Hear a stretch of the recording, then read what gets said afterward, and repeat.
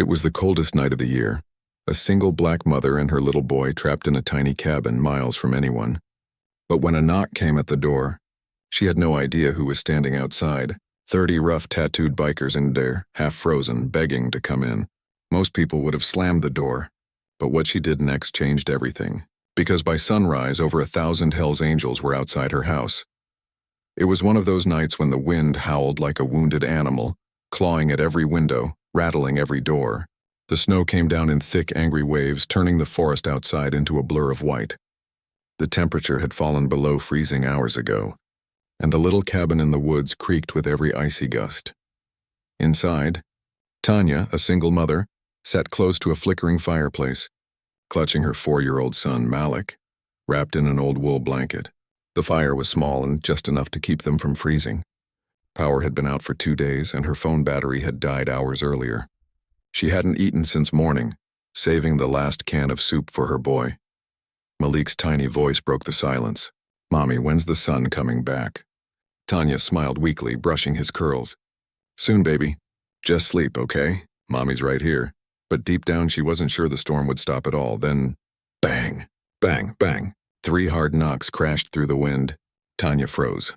Malik jumped in her arms. No one ever came out here.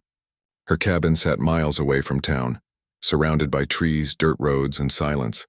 Her first thought was wolves. Then someone lost, then something worse.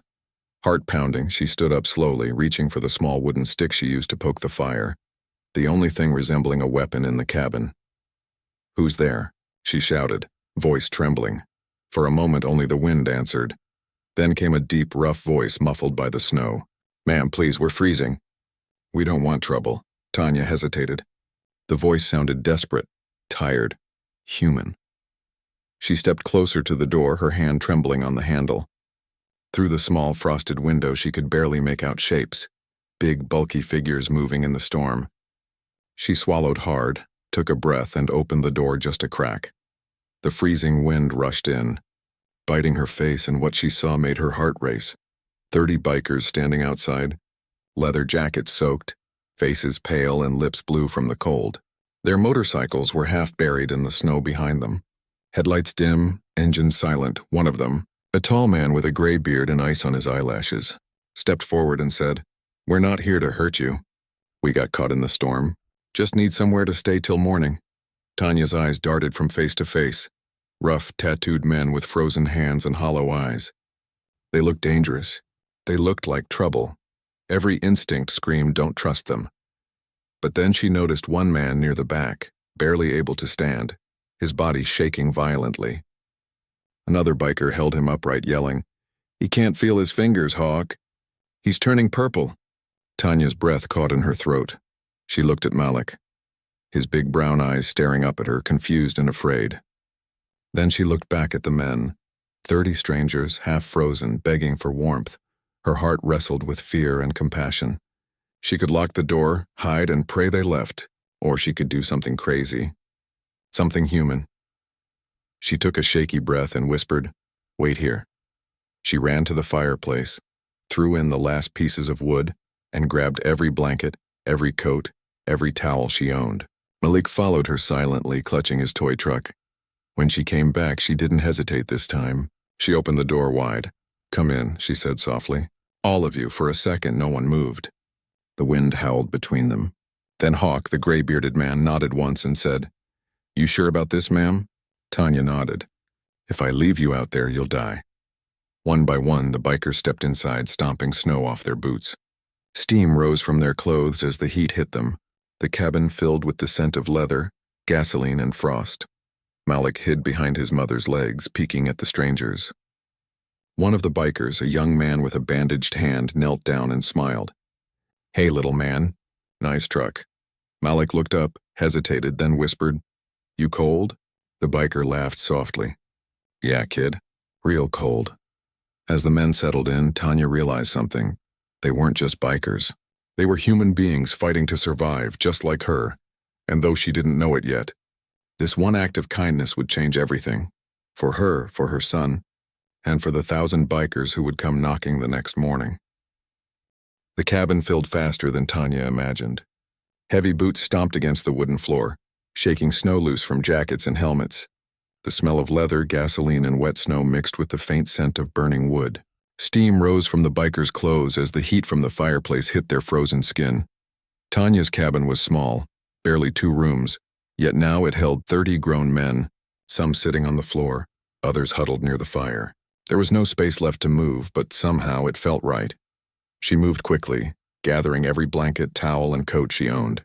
She tossed them across shoulders, wrapped shivering hands, and spread old rugs near the fire for men to sit on. Then she went to her tiny pantry. 2 cans of soup, half a loaf of bread, and some rice. That was it. Still, she didn't hesitate. She warmed what she could, filling cups with water from the kettle. The bikers tried to refuse, but she shook her head. "You'll eat," she said firmly. "I'll be fine." One man, a tall figure with a frostbitten cheek, tried to smile. "Lady, you got more courage than sense." She smiled faintly. "My mama said the same thing once." Laughter rippled through the room, soft but real. For the first time that night, the cold didn't feel so heavy. As Tanya moved among them, one man caught her attention. Hawk, the leader. His leather jacket bore a faded skull patch, his face lined and serious. He stood apart from the others, silent, watching. The kind of man who had seen too much and trusted too little. When their eyes met, Hawk finally spoke. "Why'd you do this?" His voice was rough but not unkind. "You don't even know us." "We could have been anyone." Tanya paused, holding a steaming cup of soup in her hand. She met his gaze, calm but steady. "Because no one deserves to die in the cold," she said softly. "Not even strangers." For a moment, Hawk said nothing. The fire crackled between them. Then slowly he nodded, a gesture of respect, silent but deep. Around them, the other men exchanged looks. These weren't saints, they were outlaws, men who lived by the road and trusted no one. Yet here they were, being cared for by a woman they'd just met. A woman who had every reason to slam the door and hide. And that simple act of compassion broke something open in them. As the hours passed, the tension melted away. The men helped Tanya keep the fire burning. They repaired a broken window with old boards, stacked logs by the door, and even entertained Malik, who giggled as one biker put his gloves over his tiny hands. "Look, Mommy, I'm a biker too." The boy laughed. The room filled with warmth, not just from the fire, but from something else. A quiet understanding that sometimes family isn't about blood, it's about humanity. Hawk leaned against the wall, arms crossed, watching the scene. There was a softness in his eyes he didn't show often. Maybe it reminded him of something, someone he'd lost long ago. By midnight, the men were asleep on the floor, wrapped in blankets and jackets. The storm raged outside, but inside peace reigned. Tanya sat by the dying fire, Malik asleep in her lap. Hawk, still awake, spoke in a low voice. "You got a good heart, ma'am. World needs more like you." Tanya smiled faintly. "Just trying to make it through one more night." He nodded. "We all are." By dawn, the storm had stopped. The wind calmed and sunlight spilled across the snow-covered forest. The world outside glowed, soft gold on white. Hawk pushed open the door, stepping out into the cold morning air. He stretched, his boots crunching in the snows, and then he froze, his breath caught in his chest. "What the hell?" he whispered. Tanya, startled by the tone of his voice, came to the door. Her heart started to race again, because what she saw outside didn't make sense. The road that led to her cabin, the one that had been empty for miles, was now lined with hundreds of motorcycles, engines off, helmets gleaming under the pale sun, riders standing in silence. Staring toward her cabin, a sea of leather and chrome, and at the front of it all, a single figure with a white beard and a jacket bearing the unmistakable patch of the Hells Angels. Tanya's breath hitched.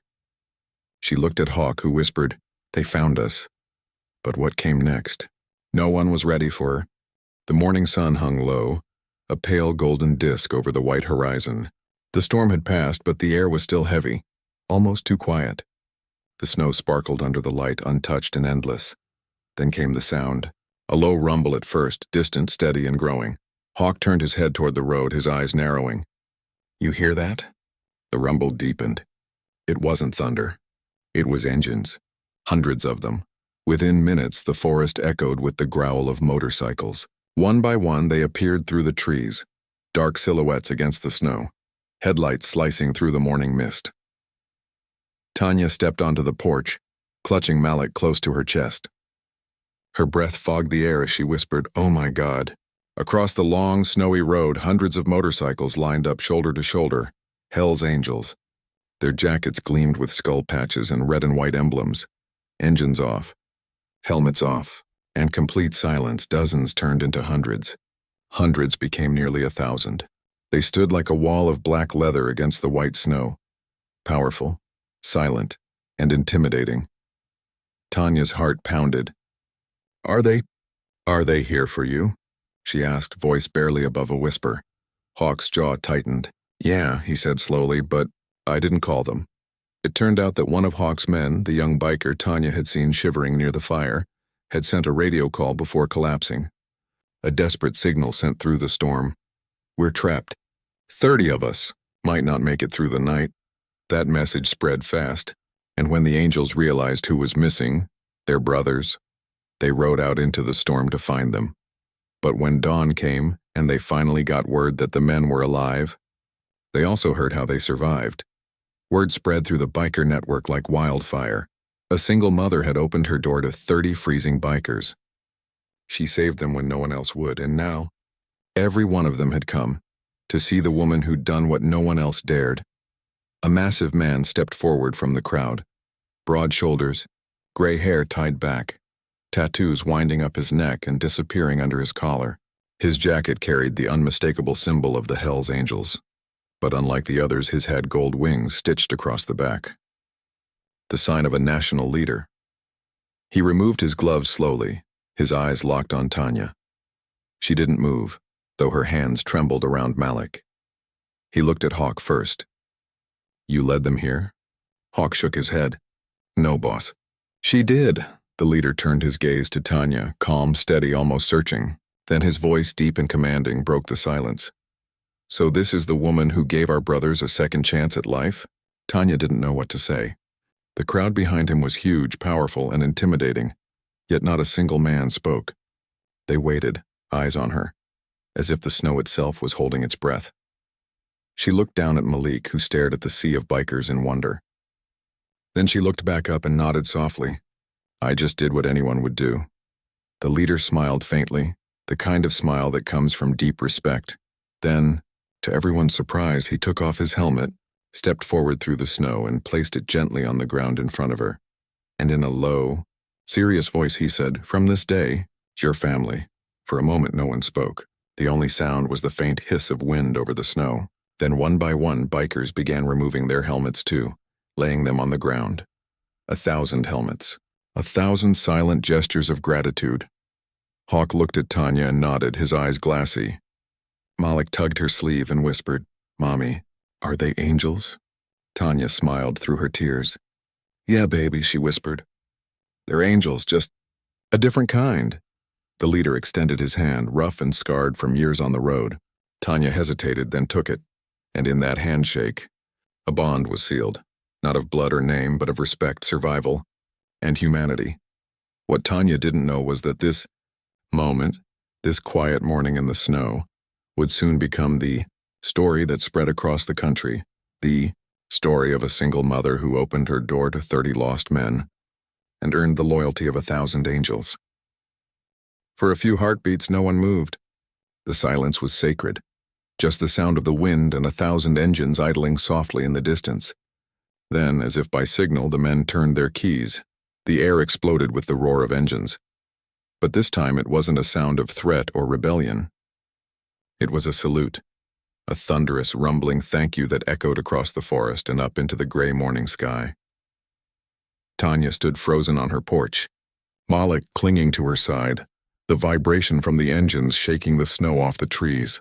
She had never seen anything like it. 1,000 bikers and men the world feared, showing gratitude not with words, but with the only language they knew, respect. The leader gave a small nod to Hawk, then to Tanya, and with that the crowd began to disperse. But that day wasn't the end. It was only the beginning. In the days that followed, Tanya's quiet life changed in ways she never expected. First came a single truck, a pickup filled with lumber and supplies. The men got to work repairing her damaged roof, patching the leaks that had been there for years. They replaced broken shingles, sealed her windows, and even reinforced her porch so it wouldn't creak every time she stepped out. Then came the food, canned goods, fresh meat, boxes of fruit, bags of flour and sugar. Her small kitchen, once nearly empty, became full again. One biker, a big man with tattoos on his arms and a voice like gravel, dropped off a stack of firewood taller than her son. He grinned, brushing snow off his beard. "You'll never freeze again, ma'am, promise." She smiled, overwhelmed. "You don't have to," he cut her off gently. "We do. You saved our brothers. That makes you one of us." Another week later, Tanya woke up to the sound of clanking metal. She peeked out the window and saw 3 men working on her old rusty pickup truck.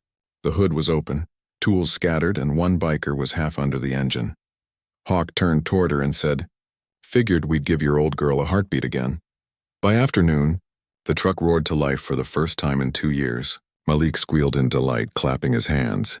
One biker chuckled, wiping oil from his hands. "You got 1,000 bodyguards now, Tanya." Over the next few weeks, they kept coming, not out of obligation, but out of genuine care. They brought groceries, clothes for Malik, and a generator so she would never sit in darkness again. Whenever one of them came to her door, they always took off their helmets, removed their hats, and greeted her the same way. "Afternoon, ma'am." "Evening, ma'am." "Need anything, ma'am?" It wasn't the gifts or repairs that touched Tanya the most, it was the respect. These were men who lived rough lives on the road.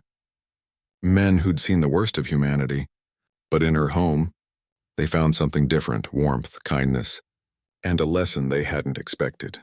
And somehow, that small cabin in the woods became something sacred, a symbol of compassion that crossed every line society had drawn. One afternoon, a journalist showed up at her door. He'd heard whispers about the angel of the storm.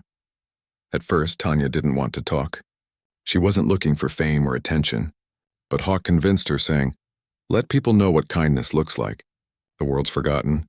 So she told her story, simple and honest. A week later, the article hit the front page of local newspapers. Single mother shelters 30 bikers during blizzard. Hell's Angels call her family. Then national outlets picked it up. Then international ones. The story spread like wildfire. Tanya's name became a symbol, not of fear, not of fame, but of faith in humanity. Yet through it all, she remained humble. She didn't care about the cameras or the reporters. All she wanted was for her son to grow up understanding one thing: kindness, she told Malik one night, tucking him into bed, doesn't have a color, a jacket, or a label. It's something you give because it's right, not because it's easy. Malik smiled sleepily. "Like you, Mommy?" Tanya kissed his forehead. "Like all of us, baby, when we choose to care." And outside, under the moonlight, a single biker jacket hung on her porch, a gift from Hawk himself. On the back, stitched in red thread, were the words, "Forever Family." Months passed, and life slowly returned to normal for Tanya and little Malik. The snow melted, the forest turned green again, and the sounds of birds replaced the howling winds of that deadly winter. The roof no longer leaked. The generator hummed softly at night, and for the first time in years, the small cabin felt like a real home. Tanya often thought about that blizzard, about the night 30 strangers became brothers, and how a moment of courage changed everything, but she never expected to see them again. Then, one warm spring morning, the ground began to tremble. At first she thought it was thunder, but then she heard it.